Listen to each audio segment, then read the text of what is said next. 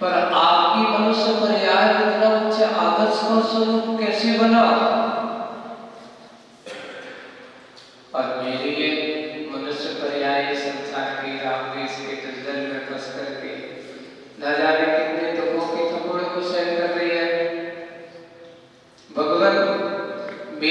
आत्मा वही मनुष्य पर्याय की है और आपकी आत्मा भी वही मनुष्य पर्याय की थी, पर दोनों में इतना अंतर क्यों, ऐसा सोचना तो आपको उत्तर मिलेगा। आपके भगवान कहेंगे कि बंधु, जब तक तू संसार के राग देश के दलदल में फंसा रहेगा तब तक तेरी आत्मा की दशा ऐसी ही होना है। करना क्या चाहिए? इस राग देश के दलदल से अपने आप को उठाना चाहिए कि इसमें दबाना चाहिए? आप लोग रोज मंदिर आते हो, भगवान की पूजन करते हो, भक्ति करते हैं यहाँ बैठ करके, तो हम उसको क्या सोच करके करते हैं? इसलिए करते हैं कि महाराज रोज आने का नियम है, इसलिए आ जाते हैं। ठीक है, मंदिर हम इस भाव को लेकर के आना चाहिए कि भगवान मैं आपके चरणों में आया हूँ, मैं भी संसार के राग देश मोह माया से दूर होकर के आप जैसा बनना चाहता हूँ। मुझे भी आप जैसे आत्म तत्व की प्राप्ति हो जाए, मैं भी इस राग देश के जंजाल से छूट करके अपने आप के आत्म स्वरूप को प्राप्त कर लो। इस भाव के साथ भगवान के जिलालय रूप में आना चाहिए। मात्र हम आते हैं, देख करके चले जाते हैं, नमो हरिओंकार, नमो सिद्धाय, नमो हरियाण, नमो वैद्य, नमो लोय सत्सौरम कहा और आगे बढ़ जाते नहीं। जो कहते हैं उसको कहने के पहले सोचिए, नमो हरिओंकार। क्यों कहा नमो हरिओंकार? मैं जितने भी अनंत भगवान हैं, जो भी आगे अनंत भगवान हुए हैं और जो आगे होने वाले हैं और जो वर्तमान में ऐसे अनंत हैं, उन सबको मैं बार बार क्या करता हूँ? नमस्कार। तीनों कालों की उन अनंत परिदृष्टियों को नमस्कार किया गया है। नमो हरिओंकार में छोटा शब्द नहीं है, ये बहुत व्यापक है। तीनों काल देखिए, जो हो चुके उनको भी नमस्कार है, जो वर्तमान में है उनको भी नमस्कार है, और जो भविष्य में आने वाले जो जीव हैं वो अनंत पद को प्राप्त करेंगे, उनको भी पहले से हो सकता तो भी अपने आप को नमस्कार कर रहे हो सकता है। देखिए, कभी अपने आप को ये मत सोचिए कि मैं ऐसा हो नहीं सकता। कब कहाँ कैसे किसके अंदर के परिणामों में क्या विचार आ जाए। आज यहाँ हमने भावना भाई कि भगवान मुझे भी यहाँ बैठ कर के ये भावना है, जब मंदिर में आकर के बैठते हैं कि भगवान मुझे भी आप जैसे सुख की प्राप्ति हो, इस भाव के साथ मैं आपके चरणों में आया हूँ। ऐसी भावना करके तो वो भावना एक ना एक दिन कभी फलीभूति अवश्य होती है। जैसे कि कोई एक व्यापारी है, उसने शुरुआत किया थोड़ी सी पूंजी से लगा करके, मन में इच्छा लेकर के क्या चला कि भगवान मैं ऐसा काम करते करते मैं चाहता हूँ कि मेरा ये व्यापार, मेरा ये उद्योग एक दिन बड़े कारखाने के रूप में परिवर्तित हो जाए, है ना। कोई एकदम ये बताओ डायरेक्ट सीधा बनता है। अब ये बात अलग है कि बाप कमाई में जो उत्पन्न हो गए वो आदमी है तो उनके पास मिल जाता है, लेकिन जिसने आप कमाई की हो उससे पूछो कि मैंने कैसे कैसे धीरे धीरे वही काम करते करते करते आज मैं इतना बड़ा उद्योग कर रहा हूँ। ये हमारी किसका फल है? मेहनत का फल है। ये मैंने अपने आप को कहना चाहिए कि धीरे धीरे धीरे करते करते जो आज मैंने कमाया है, आज मेरा जो इतना बड़ा उद्योग बना हुआ है, ये मेरे किसी दूसरे के कारण से नहीं, मेरी मेहनत का कारण है। लेकिन जब तक तुम्हारे अंदर भावना, संकल्प शक्ति, शक्ति नहीं हो तब तक क्या ऐसा हो सकता है? नहीं। हम तो कहते महाराज यहाँ हमने भावना पाई वहां मुझे मिल जाए, तो कर्म भूमि में तो ऐसा संभव नहीं है। अपन कहाँ है? कर्म भूमि में है। तो कर्म भूमि में तो ऐसा संभव है ही नहीं है। हाँ, हो सकता है तो भोग भूमि और स्वर्ग में तो संभव है। वहां पर तो ऐसा होना संभव है कि कल्प वृक्ष के पास जाते हैं और वहां मैंने कहा मुझे वस्त्रम दे दीजिए, वस्त्रम दे। अभी तुम्हारा इतना पुण्य नहीं है, तुम्हारा पुण्य आएगा तो तुम्हें ऐसा करना होगा। कब होगा? कैसे होगा? वैसे ही कहते हैं जैसे जैसे हमारे अंदर की भावनाएं बढ़ती चली जाती हैं, एक दिन यही भावनाएं आपके अंदर के भावों को क्या कहते हैं? भगवान बनाने का कारण बन जाती है। इसलिए भावनाओं को कभी छोटा मत करिए। लेकिन भावना दो प्रकार की है, एक भगवान बनने की भावना, एक भोग को प्राप्त करने की भावना। अब कौन सी भावना हमारे पास है? भगवान बनने की भावना है कि भोग को प्राप्त करने की भावना है? आप लोग 24 घंटे में से कितने घंटे काम करते हो? कम से कम कम से कम 8 घंटे, और अगर ज्यादा सीजन आ जाए तो 12-12 घंटे भी, 14-14 घंटे भी लग जाते हैं। कभी इमरजेंसी आ जाए तो सारी रात भी लगा देते हो। लगा देते नहीं लगा देते? बिल्कुल लगा देते, पूरा महाराज। जब टारगेट सामने हो तो दिन रात का भेद दिखाई नहीं देता, वो बिल्कुल उसमें लग जाता है। और जैसे पूरा होता है तो वह अपने काम को कर देते।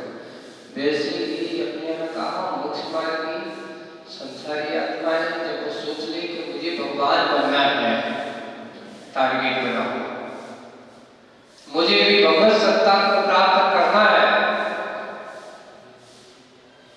तो वो भोगमयी भावनाओं से परे होकर के हमारे तीर्थंकर भगवंतों को देखो, जब उनके मन में वैराग्य भाव आया, अब छोटी छोटी बातों को लेकर के उनको, आप कहोगे इतनी सी बात में वैराग्य आ गया? हमारे भगवान को वैराग्य का कारण कैसे हुआ? देखो कि एक दिन वो अपने दर्पण में अपना रूप देख रहे हैं, है ना, और उनको अपने सिर के काले काले बालों में से एक बाल कैसा दिख गया? सफेद दिख गया। हो, लगता है अब शरीर बुढ़ापे की ओर जा रहा है। भगवान को, हमारे भगवंतों को एक बाल सफेद दिखाओ तो वैराग्य हो गया, और तुम्हारे लिए अगर क्या बाल सफेद दिख जाए तो क्या करते हो? वैराग्य होता है? अरे भाई गंजे भी हो जाओगे तो भी वैराग्य नहीं होता, तो एक बाल सफेद ही करना होगा। आज की दशा ये है कि आदमी गंजा होकर बाल के ऊपर बाल पूरे झड़ जाए तो ऊपर से विग लगा लेगा, लेकिन ये नहीं कहेगा कि मैं इन भोगों को छोड़ना चाहता है, और डाई करा लेगा, नाई के पास चले जाए, भैया मेरे काले बाल को करना है। ये भोगमयी दृष्टि है, ये भोगी आत्मा की दृष्टि है। यही तो सबसे बड़ा कहा कि संसारी आत्मा का सबसे बड़ा अगर रोग है तो यही है कि इस राग देश मोह की इस जाल में फंसा हुआ है संसारी आत्मा कभी भी इस संसार के मोह जाल से निकल नहीं। इसलिए भगवान बनने की भावना नवोरी उदाहरण कहते हैं, प्रकाश अरहंतों को नमस्कार किया है। हो सकता है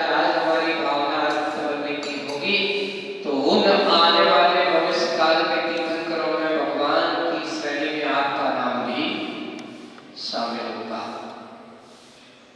पर तुम कहो कि बात कहने से नहीं होता, एक बार और ध्यान रखना, हमारे सोचने के साथ साथ पुरुषार्थ करने से भी होता है।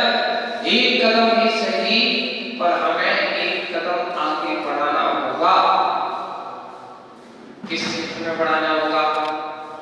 पाप के क्षेत्र में नहीं, राग द्वेष के क्षेत्र में नहीं, वीतरागता के क्षेत्र में बढ़ाना होगा। जब वीतरागता के क्षेत्र में हमारा एक कदम बढ़ता है, तो वह एक कदम आपको संसार के नाश का कारण बन जाता है। इसलिए करते क्या रहना चाहिए? सोचो, विचार करो, चिंतन करो, आगे बढ़ना है। कैसे बढ़ना है? तो पाप के साथ नहीं, पुण्य के साथ, अच्छे परिणामों के साथ, विषय भोगों की प्रवृत्ति में नहीं, विषय भोगों की प्रवृत्ति से ऊपर हटकर के चलना चाहिए। जीवन में धन पैसा कमाना कोई बड़ी बात नहीं है। ये तो हमारे यहाँ आचार्यों ने लिखा है, विषय भोगों की बात सिखाना इसको आज से नहीं, इसको अनादिकाल के संस्कार है। पाप की क्रियाओं को सिखाना नहीं पड़ता है संसारी आत्मा को, सिखाना क्या पड़ता है? इन पापों से कैसे बचा जाए, इन पापों से कैसे मुक्ति प्राप्त की जाए, ये सिखाना पड़ता है। तो जब वह सीख जाता है, फिर वह पापों की क्रिया को समझ लेता है, तब उससे बचने का प्रयास करता है। लेकिन कुछ आत्माएं ऐसी होती हैं कि जिनके पास समझने का समय ही नहीं होता। समय तो हर व्यक्ति का रहता है, हर व्यक्ति अपने समय का उपयोग करता है, पर एक राग द्वेष के कार्यों में कर लेता है और एक अपने आत्मिक के कार्यों में कर लेता है। आपको संयोग मिला हुआ है, समय आता है, समय का सदुपयोग होता है। जैसे कि कभी कभार ही समागम मिलता है, आप सिलवासा वालों को ये 2-3 दिन का समय मिल गया है ना, तो कम से कम ये 2-3 दिन आपको अपने जीवन के उन अमूल्य क्षणों में से कुछ समय अगर अपने संतों के चरणों में बैठ करके उनके समागम को लेकर के अगर कुछ प्राप्त करने के भाव जताए हैं, तो समझ लेना ये हमारी बहुत बहुमूल्य समय माने जाते हैं। गुरु की संगति और गुरुओं का सानिध्य आपको अगर इनके बारे में कहा जाए तो हमारे नीतिकारों में लिखा है और भी लिखा है कि साधु समागम से कितना साधिशय पुण्य का बंध होता है। उन्होंने लिखा, एक घड़ी आधी घड़ी, एक घड़ी कितने मिनट की है? 24 मिनट की। एक घड़ी आधी घड़ी, एक घड़ी की आधी घड़ी कितने मिनट की हो गई? 12 मिनट की। आधी में भी आध, तो कितने मिनट की हो गई? आधी में भी और आधी में तो 6 मिनट की। लिखा हो गया, तुलसी संगति साधु की। तुलसीदास का ये दोहा है, उन्होंने इसमें लिखा, तुलसी संगति साधु की हरे कोटि अपराध। कोटि अपराध, करोड़ों अपराधों को दूर करने वाली होती है। एक 6 मिनट की संगति भी, साधु संगति हमारे करोड़ों अपराध को दूर करने वाली होती है। आप कहते हो 6 मिनट की संगति, अरे एक समय की संगति भी साधु के जीवन में बहुत बड़ा उपकार कर देती है। कभी कभार कोई व्यक्ति ऐसे आते हैं, आप लोग जब व्यवहार करते हैं। तो आप लोगों को तो परिचित है महाराज, तो आप लोग बहुत अच्छे से समझ जाते हो। लेकिन कभी कभार जब हम लोग प्यार करते हैं ऐसे को बहुत सारे बंधु जनेतर बंधु लोग आकर के और अपने अंदर की भावनाओं को प्रेषित करते हैं। अभी हम लोग व्यवहार करते हुए भगवान जी से जब प्यार करके आ रहे थे तो पहला आवाज हुआ गाँव का नाम अच्छा बढ़िया रामपुआ के पहले की बात है। और वहां पर पूरे के पूरे पटेल भाई पूरा गांव सारे के सारे लोग विदेश में रहते हैं, लेकिन कुछ उनके बड़े बुजुर्ग लोग आकर के वहां पर रहते हैं। तो क्या हुआ कि जिसका एक मकान था उसका पूरा मकान महाराज लोग आया, धन्य है आज तो हमारे घर पर उसका कहा, उसने ये नहीं कहा कि साधु महाराज आज हमारे घर पर भगवान पधारे हैं। भावनाएं देखिए लोगों की कितने अंदर की भावना है। बिल्कुल बाहर लोगों चौकसी लगा बैठा है, कौन आ रहा है, किसके पास जाना है, किसके लिए पूरी स्वागत भक्ति के लिए पूरा पूरा लगा हुआ है। कोई भी आता है हमारा जीव पर बैठा हुआ है, पूरी सेवा कर चलिए।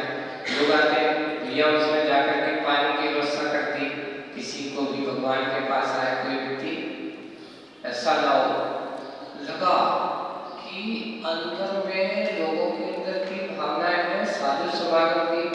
वह आकर के बैठा और बैठ करके हमसे कहता है महाराज आज हमने अपने जीवन काल में पहली बार ऐसे दिगंबर साधुओं को देखा है। पहली बार आज हमने ऐसे उनकी संगति में बैठा है। आप लोग और उसको जब पूरी चिड़िया के बारे में बताया, उसने जब सुना कि पूरा व्यवहार करते हैं और पैदल गाड़ी का उपयोग नहीं करते हैं, नहीं करते हैं। ओहो आप एक ही बार ही भोजन करते हैं? हाँ एक बार ही। तो एक ही बार पानी पीते हैं? एक ही बार पानी पीते हैं। महाराज हम लोग भी ऐसा कर सकते हैं क्या? उसके बाद हम लोग भी ऐसा कर सकते हैं क्या? तो पहले कहा कि ये बताओ मैं भी मनुष्य हूँ आप भी मनुष्य हूँ, है ना? मैं भी मनुष्य हूँ पर आप भी मनुष्य हो। मुझ में और तुम में कोई अंतर लग रहा है क्या? नहीं बना, कोई अंतर नहीं है। आप भी हम जैसे हैं और आप मैं भी आप जैसा हूँ, दोनों एक दूसरे एक जैसे हैं। फिर अंतर क्यों? ऐसा कैसे? आप ऐसे कैसे सोचते हो कि मैं ऐसा कर सकता हूँ क्या? बस अंदर में अगर तुम्हारे अंदर भाव हो, सोच लो कुछ भी असंभव नहीं है। वे हमारे तीर्थंकर भगवान जब राज्य काल में रहते हैं, अपने राजपाट में रहते हैं, तब उस भोग में दृष्टि जिस समय उनके अंदर प्यार का भाव होता है, चाहे वो बाल देख करके हुआ हो, चाहे लीला लीला के नृत्य को देख करके हुआ हो, चाहे किसी भी प्रसंग को देख करके हुआ हो, जिस समय उनके अंदर ऐसा भाव होता है इस संसार की मोह माया को धक्का मार करके, लात मार करके, बिल्कुल छोड़ छाड़ करके, ये नहीं सोचते कि मेरे इतना बड़ा राजपाट कौन देखेगा।